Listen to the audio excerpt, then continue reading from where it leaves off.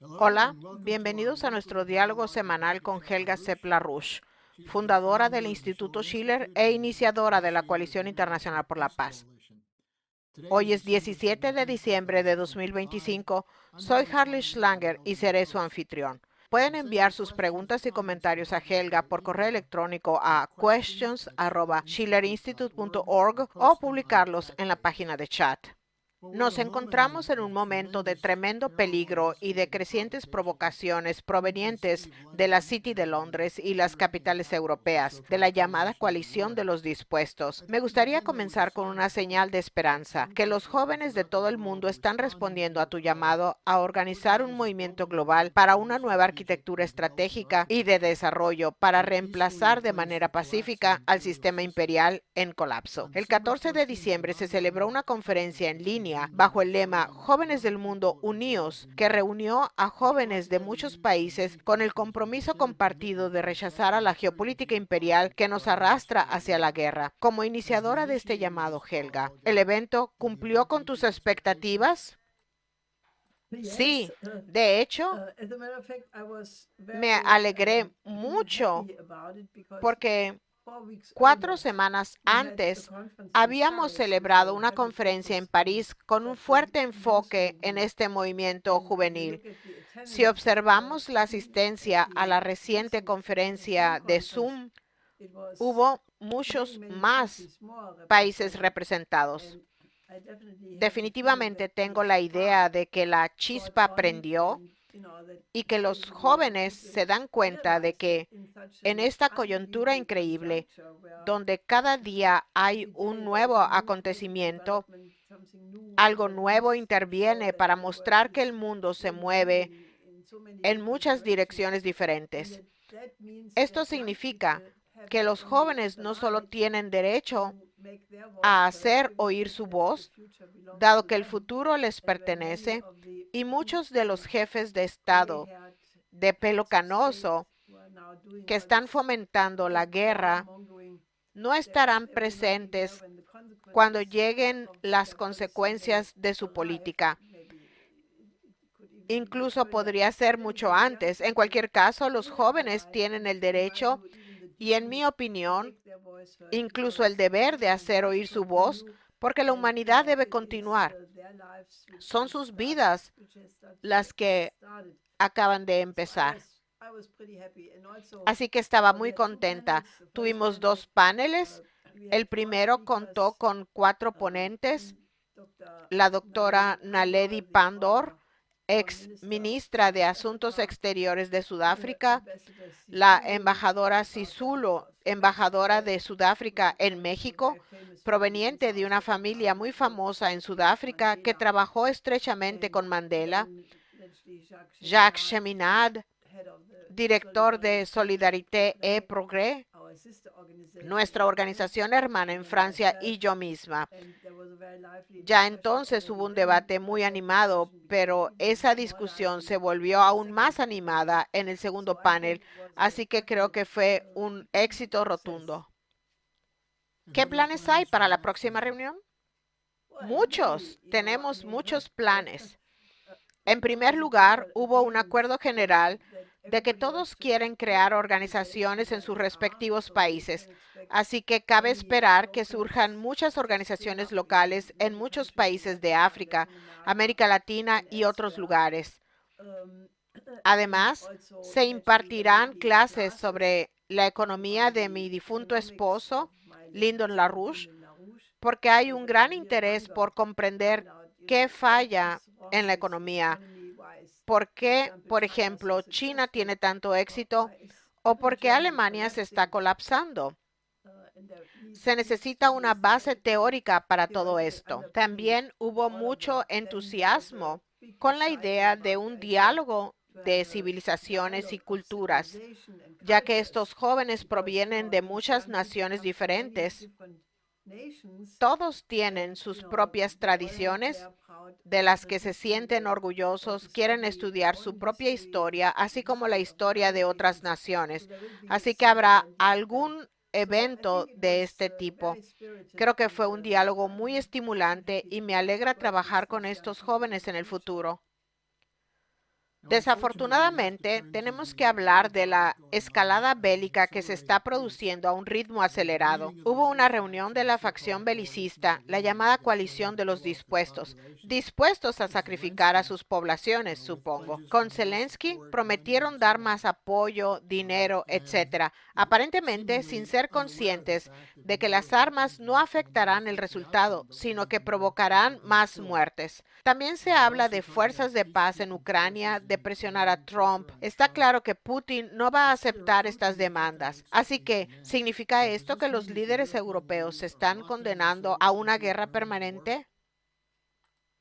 Bueno, esa es una posibilidad, porque si nos fijamos en la declaración conjunta, no fue una declaración conjunta con los estadounidenses. ¿Qué significa eso? Que Estados Unidos no respalda nada de lo que ellos quieren. Eso significa naturalmente que las tensiones con Estados Unidos van a continuar. Los rusos ya han empezado a rechazar los diferentes puntos. Lavrov, Ryabkov, Peskov y otros rusos ya han dicho que las presuntas garantías de seguridad equivalen más o menos al artículo 5 de la OTAN. Naturalmente es un truco. Se supone que es similar a la OTAN sin llamarlo OTAN. Creo que Rusia ha dicho muchas veces que no aceptará las llamadas tropas para mantener la paz europeas si provienen de países de la OTAN. Uno de estos rusos, puede que fuera Ryabkov, llegó a decir que la OTAN sería estable en comparación, dado que cuenta con ciertas estructuras y procedimientos. Si solo participan los países de la coalición de los dispuestos, sería aún más desestabilizador. Así que no creo que esto prospere. Todavía no he visto una respuesta de Trump ni de su gobierno. Pero no puedo imaginar que Trump, después de haber modificado por completo la perspectiva estratégica de Estados Unidos, tal como se expresa en la Estrategia de Seguridad Nacional, se embarque en un curso de confrontación con Rusia. Sé que el documento de la Estrategia de Seguridad Nacional fue diseñado para alejar el enfoque de la confrontación con Rusia y orientarlo hacia una normalización de las relaciones con Rusia y para centrarse en el llamado hemisferio occidental. Así que tendremos que esperar. Era demasiado pronto hoy. No vi nada antes de comenzar esta discusión. Me di cuenta de que me enviaron varias preguntas sobre la confusión respecto a la política estadounidense con el nuevo documento estratégico, en particular un informe proveniente de Londres que indica que habrá una cooperación más estrecha entre las empresas de tecnología estadounidenses y británicas en materia de inteligencia artificial. La nueva jefe del MI6 decía que la línea del frente está en todas partes. Así que un par de personas preguntaron, ¿el presidente Trump ha aceptado esta cooperación con Gran Bretaña? ¿No se da cuenta que Starmer está trabajando en contra de sus esfuerzos para normalizar las relaciones entre Estados Unidos y Rusia? Creo que esa es una gran incógnita, porque cuando Trump aceptó la invitación del rey Carlos a la cena de Estado, lo acompañaban algunos de los principales directores ejecutivos de algunas de las principales empresas de inteligencia artificial de Silicon Valley. Ya entonces decidieron establecer inversiones comerciales conjuntas en Gran Bretaña. Así que creo que eso podría ser una gran vulnerabilidad porque estas personas, yo hice un llamado para que se sustituyera la OTAN por una arquitectura global de seguridad y desarrollo que fuera universal e incluyera a todos. Si no incluye a todos, llevará a un desastre. En ese llamado, incluí el enlace a un video que publicó la OTAN como video de propaganda para la propia OTAN. Es la obra de ciencia ficción más psicótica, psicodélica y loca sobre la realidad. Realmente creo que Todo el mundo debería ver este video porque si la OTAN publica algo así como anuncio de relaciones públicas, no hace falta un ataque. Es un ataque en sí mismo. La imagen del ser humano que se presenta allí es sencillamente increíblemente brutal. Dice explícitamente que la guerra es parte intrínseca de la actividad humana, de su naturaleza o de lo que sea. En cualquier caso, que la guerra forma parte de la naturaleza de los seres humanos. Rechazo rotundamente eso. Es una concepción bestial que proviene directamente de los filósofos de la Ilustración británica como John Locke y Thomas Hobbes, y de toda esta idea del leviatán, que el hombre es malo por definición. Todas estas cosas son simplemente la ideología de la facción imperialista. Eso no es la realidad. Pero si la OTAN asume la posición de lo que fue la peor basura del Imperio Británico, entonces eso debería ser realmente preocupante. No es sorprendente, pero verlo por escrito es extremadamente impactante. Creo que debemos comprender que este tipo de publicidad conduciría inevitablemente a una catástrofe humana, a la desaparición de la especie humana en una guerra termonuclear global. La gente debe saberlo. Si nos remontamos a la primera etapa de la Guerra Fría, había películas como El Doctor Insólito que satirizaban y se burlaban de este tipo de lunáticos con sus armas y planes para la aniquilación de la raza humana. Ahora, este nuevo documental de la OTAN se lo toma en serio. Se puede ver el cambio de mentalidad. Hablando de eso, hay un par de cosas aquí que son realmente alarmantes. Tenemos una pregunta de alguien en Suiza que pregunta, ¿pueden comentar sobre la inclusión del ex agente de inteligencia suizo Jacques Beau, a quien describen como una persona muy seria, en la lista de sanciones de la Unión Europea como agente ruso? Creo que eso debería alarmar a cualquiera que aún tenga alguna esperanza de la democracia, libertad de expresión, libertad de opinión, porque veo de vez en cuando los videos de Jack Bow y me parece un experto analítico muy perspicaz que ha insistido muchas veces en que nunca utiliza fuentes rusas, que solo utiliza fuentes occidentales y ucranianas. Decir que simplemente está repitiendo propaganda rusa. Creo que la Unión Europea se está desacreditando ante el mundo entero con este tipo de acciones. ¿Qué consiguen con esto? Se alarmaron mucho cuando J.D. Vance dijo en la conferencia de seguridad de Múnich que en la Unión Europea no hay democracia ni libertad de expresión. Así que ahora han proporcionado la prueba, como si aún hiciera falta. Pero en serio, creo que todos deberían apoyar a Jack Bow porque se trata del derecho fundamental a la libertad de expresión, a la libertad de opinión. Si ya no se pueden analizar los orígenes de los conflictos, que es lo que Bo solía hacer, entonces terminaremos en una dictadura. Hay otras cosas indignantes que están ocurriendo y sobre las que hemos recibido preguntas.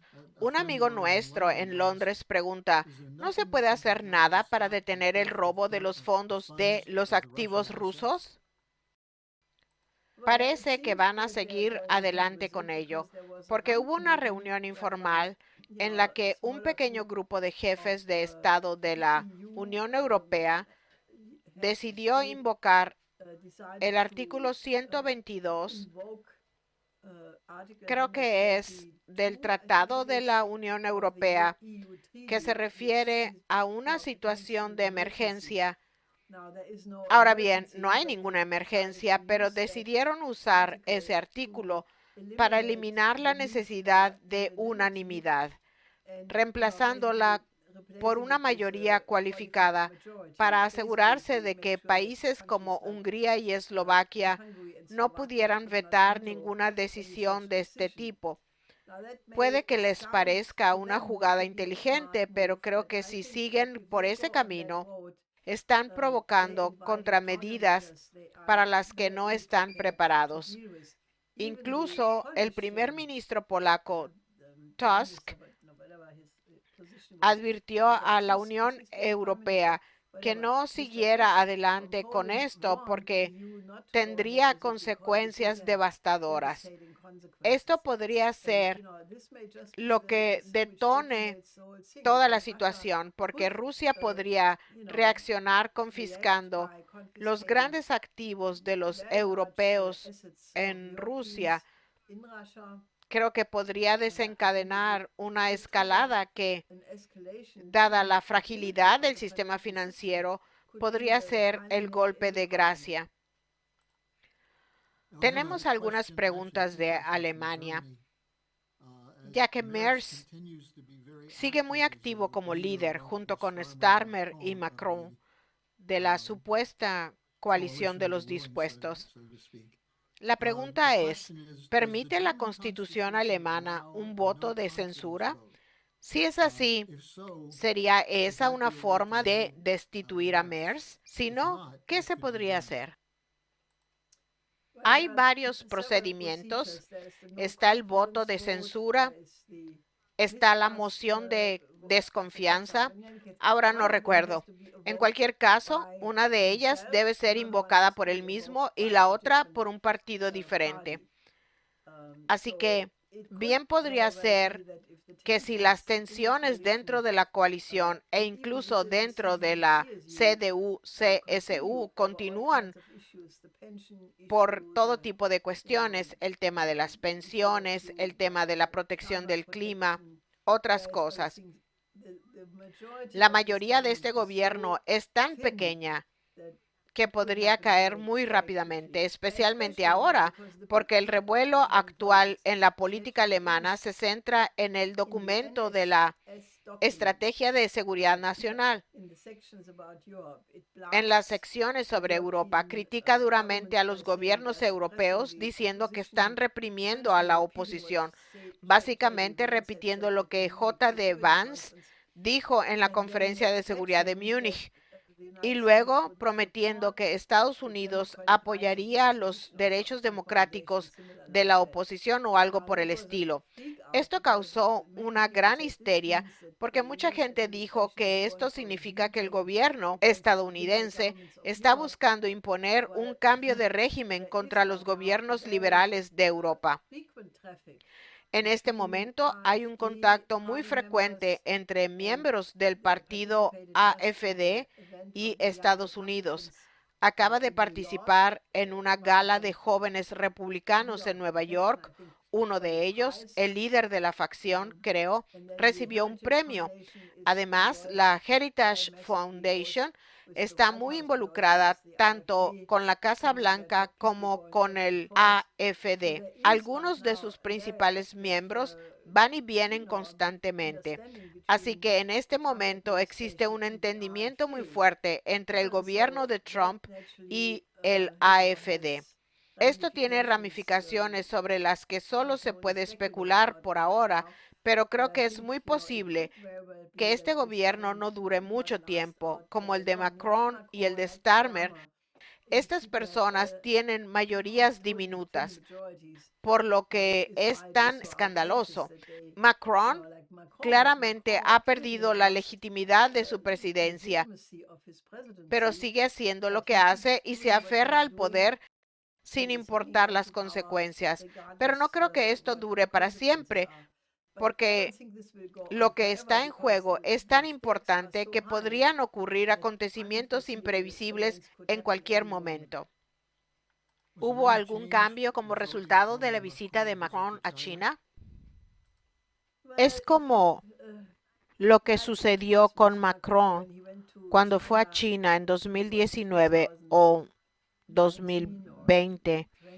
Allí pronunció un discurso fantástico Lo recuerdo porque fue realmente sobresaliente. Dijo que Francia quiere trabajar junto con China en el desarrollo de África, que le íbamos a pedir a China que nos ayude a no cometer de nuevo los errores del colonialismo francés. Pensé, este tipo realmente está aprendiendo algo, pero ¿tuvo alguna consecuencia práctica? No. Siguieron con su política y como resultado, los distintos estados de la zona del Sahel expulsaron a los franceses.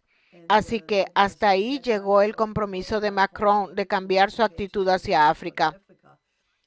Dio algunos discursos durante su visita a China que sonaban como si quisiera mejorar las relaciones, pero luego regresó y 3 días después dijo exactamente lo contrario. Así que es muy difícil. Es casi como Trump. No se sabe exactamente lo que dirá una de estas personas por la mañana en comparación con lo que dirá por la noche. Es solo un signo de los tiempos.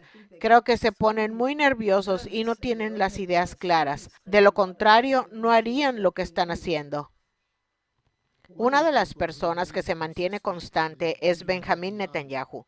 Se ha comprometido consistentemente con la limpieza étnica, el genocidio, a la guerra contra los palestinos, Irán, cualquier cosa para mantenerse en el poder. En los últimos 2 días ha surgido la pregunta en varias publicaciones israelíes sobre si Netanyahu utilizará este ataque a la fiesta en la playa de las personas que celebraban Hanukkah en Australia, donde al menos 15 personas murieron a manos de terroristas.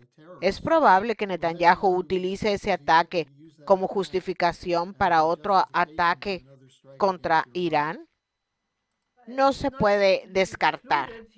Inmediatamente acusó al gobierno australiano de ser responsable de lo que sucedió por reconocer al Estado palestino hace 3 meses, lo cual es ridículo. No hay ninguna conexión.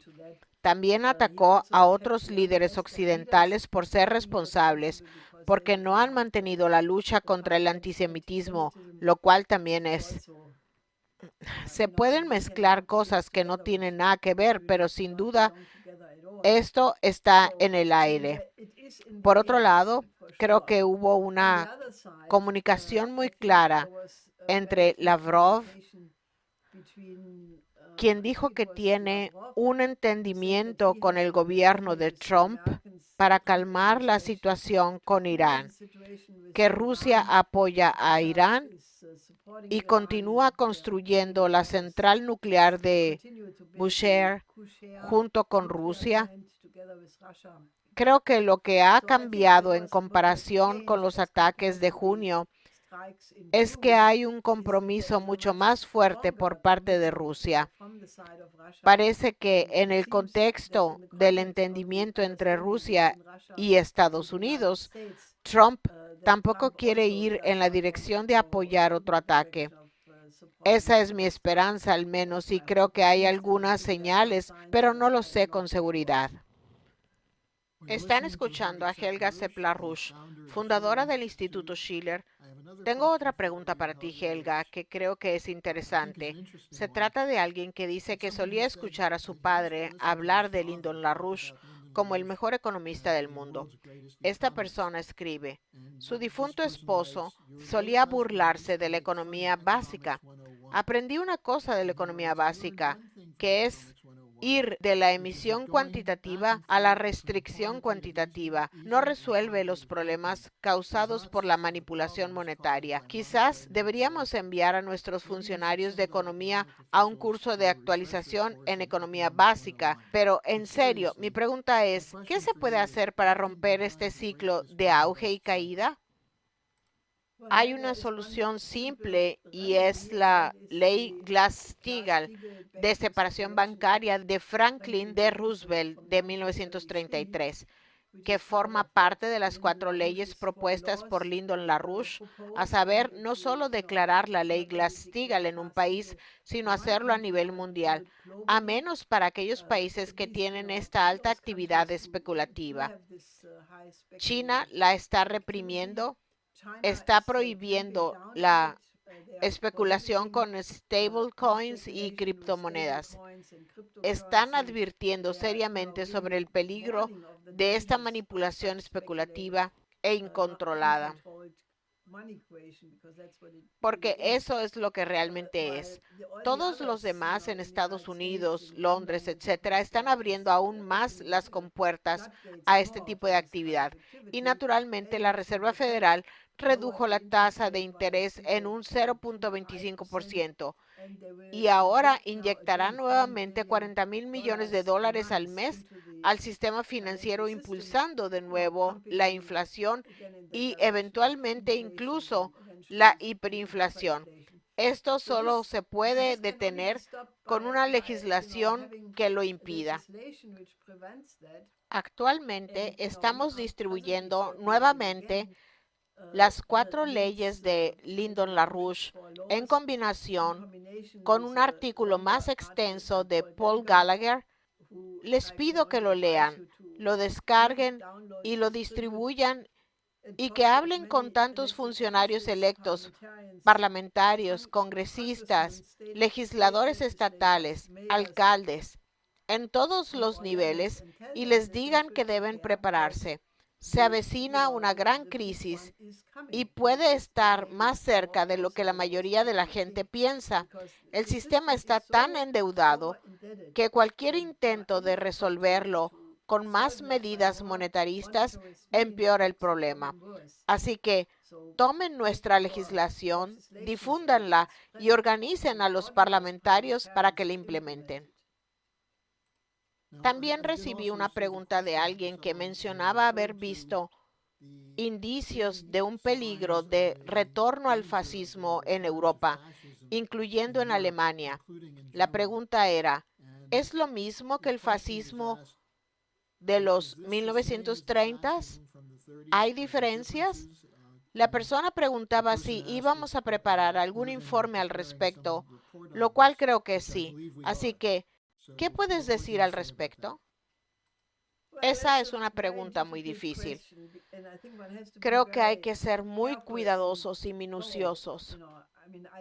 En el pasado se han dicho muchas cosas. Se ha acusado a Putin de ser como Hitler. Creo que eso es obviamente absurdo. Creo que hay un problema con la desnazificación en Alemania. Ahora hay incluso un estudio de la Universidad de Kiel que analiza con gran detalle cómo se llevó a cabo. Descubrieron que a nivel medio se reincorporó a muchas personas que habían formado parte del NSDAP, a la policía, a la judicatura y la abogacía, simplemente porque había escasez de personal para esos puestos. Probablemente eso haya tenido algún efecto. Puede que haya familias que no consideraron el año 1945 como el día de la liberación, sino como el día de la capitulación, y que tengan un impulso profundamente arraigado de vengarse de los rusos. No lo sé, es un fenómeno. El secretario general de la OTAN, Rutte, pronunció un discurso increíble en la Conferencia de Seguridad de Múnich, celebrada en Berlín la semana pasada. Dijo que tenemos que estar preparados para hacer lo que hicieron nuestros abuelos y bisabuelos. Insinúa que tenemos que defendernos de nuevo de los rusos. Si recuerdan, por favor, en la Segunda Guerra Mundial, ¿quién atacó a quién? No fueron los soviéticos quienes atacaron a Alemania, fueron los nazis quienes atacaron a la Unión Soviética. Así que, obviamente, al hacer declaraciones tan poco claras, entremezcladas y nebulosas, cuentan con el hecho de que todo el mundo tiene amnesia histórica, que todos somos estúpidos y no recordamos lo básico sobre la historia del siglo XX. No lo sé. Creo que existe el peligro de un nuevo fascismo, pero probablemente sea una mezcla. Tengo intención de estudiar esto más a fondo. Una mezcla de economía shaktiana es decir, gasto militar ilimitado combinado con austeridad en el gasto social. En el caso de los nazis, esto fue el famoso Tiergarten, la eutanasia que redujo los costos de los comensales inútiles. Esa fue la versión final de eso. ¿Vemos algo que vaya en esa dirección con los recortes en el sistema de salud, con el cierre de hospitales en las zonas rurales de toda Alemania? Se podría decir que va en la misma dirección. ¿Hay otras tendencias? Yo diría que sin duda hay que incluir el uso de la inteligencia artificial con fines militares, la automatización de la guerra, la selección de objetivos mediante algoritmos para disparar, como aparentemente está ocurriendo en Gaza. Creo que hay que analizar esto con mucho cuidado y averiguar cuál es la raíz del fascismo que se cierne en el horizonte y cuáles son las nuevas versiones. Porque el fascismo no significa que siempre sean los mismos uniformes marchando al unísono. También puede tener apariencias modernas. Helga, el viernes tenemos de nuevo la llamada de la Coalición Internacional por la Paz. Esto ha sido fundamental para unir las fuerzas a nivel internacional y abordar algunos de los temas de los que hemos estado hablando hoy. ¿Cuál es el programa para este viernes? Bueno, todavía no tengo la lista de ponentes, pero estoy segura de que habrá un amplio debate sobre la nueva estrategia de seguridad nacional de Estados Unidos, porque tiene implicaciones muy importantes. Por un lado, revoca totalmente el orden anterior, por lo que los europeos están tan asustados, pero también está la inminente invasión de Venezuela. El gobierno de Trinidad y Tobago acaba de dar a Estados Unidos el derecho a utilizar sus aeródromos, etc. La Casa Blanca hizo una declaración increíble diciendo que el mayor número de tropas se está concentrando alrededor de Venezuela para recuperar lo que Venezuela le robó a Estados Unidos en términos de territorio y petróleo. ¿Cuándo robó Venezuela el territorio y el petróleo a Estados Unidos? Algunas de estas cosas son difíciles de descifrar. Uno se pregunta, ¿en qué universo vive? El peligro de una invasión terrestre, yo diría que no lo hay, pero operaciones especiales sí, porque para una invasión terrestre, Estados Unidos no tiene suficientes tropas allí. Eso requeriría muchas fuerzas sobre el terreno. No creo que eso vaya a suceder, pero claramente hay un esfuerzo de desestabilizar a todos los gobiernos que no comparten la visión del mundo de Trump o de Marco Rubio. Así que, sin duda, este será un tema. Luego, naturalmente, las consecuencias de lo que surja de la situación en Ucrania. Como siempre, contaremos con los mejores expertos. La última vez tuvimos a Alistair Crook. Antes de eso, tuvimos a otras personas destacadas. Definitivamente, es el lugar donde siempre pueden actualizar sus conocimientos con los mejores expertos que hablan sobre los temas candentes del día y de la semana. Pueden unirse a la discusión. El enlace está en la página del Instituto Schiller. Será el viernes a las 11 a.m. hora del este. Helga, gracias por acompañarnos de nuevo hoy, por tus comentarios y por tu continuo optimismo. Bueno, ¿qué más se puede hacer? Únanse a la lucha. Es lo mejor que pueden hacer por ustedes mismos. Bien, nos vemos el viernes. Sí, hasta luego.